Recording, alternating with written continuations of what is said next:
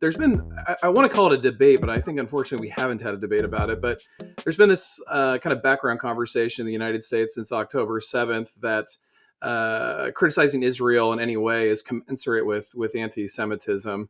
And I wonder, you kind of, I think, you talk about that in the book. Can you talk a little bit, though, about where you stand on that issue, about whether or not critiquing Israel is a form of anti-Semitism? Well, it's laughably not true. I mean, to equate Israel with Judaism is, in fact, incredibly anti-Semitic. Many Jews do not support Israel. Many more Jews do not support what Israel's doing now. Majority of American Jews have been polled and have stood up. Thousands have been arrested. Hundreds of rabbis in the Congress saying this is wrong. This is bad for Judaism. If you read the Torah, the Talmud, some people call the Jewish Bible, you will see that God, in their own telling of their story, often feels the Jews have gone too far in their nationalism, and they are horribly punished for it. Everything that happened to the Jews, according to those who are strict believers in these sacred texts, God did to them. And he did horrible things, and usually it was because of their hubris and their nationalism and so on, and the crimes they committed, sometimes at the behest of the same God. So this is just a nonsensical argument, and the fact that it's being put forward by documented anti-Semites in the Trump administration and in the far right in America and in the UK and in Germany is laughable if it wasn't implicated in genocide. It's just not true. It's just not true at all. And that many of the best critics, the most well-informed critics of this current wave of genocide are Jewish, makes this point even stronger. And in fact, hundreds, if not thousands now, of Jewish academics, for example, have signed petitions denouncing this fake anti-Semitist argument that's being made by the far right. I think a real interesting thing is how it works out in Germany. In Germany, if you say out loud on the street from the river to the sea, which means from the Jordan River to the Mediterranean, this is considered a Palestine nationalist slogan, and you can be arrested and deported. An Irishman was just deported for Germany for just saying that.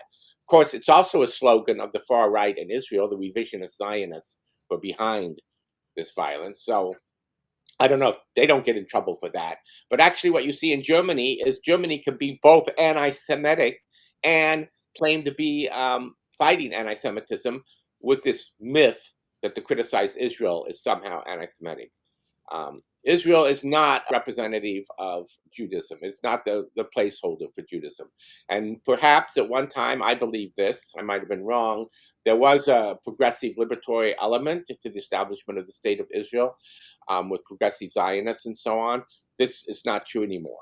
When I was there, first for a conference, actually the best conference I've ever been to as an academic, put on by Shimon Nava, the general in charge of the Staff Command College, whose wife taught feminism at Tel Aviv University. And later I went back to lecture at the Staff Command College.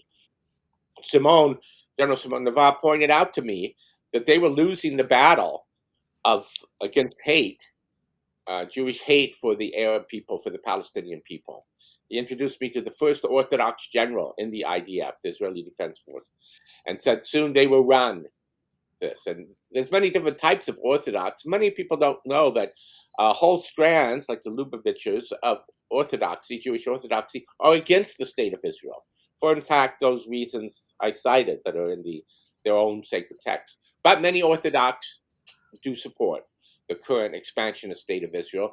And in fact, some of the people in the cabinet have called for Israel to expand beyond the Jordan River, deep into Jordan, and make a Eretz Israel, greater Israel state. Southern Lebanon, Gaza, of course, the Sinai, deep in the Jordan, a huge hunk of Syria. This is their dream, to make an Israeli kingdom greater than King David or Solomon ever ruled over.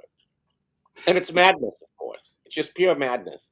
But much of contemporary politics are pure madness. So that doesn't mean it's not real.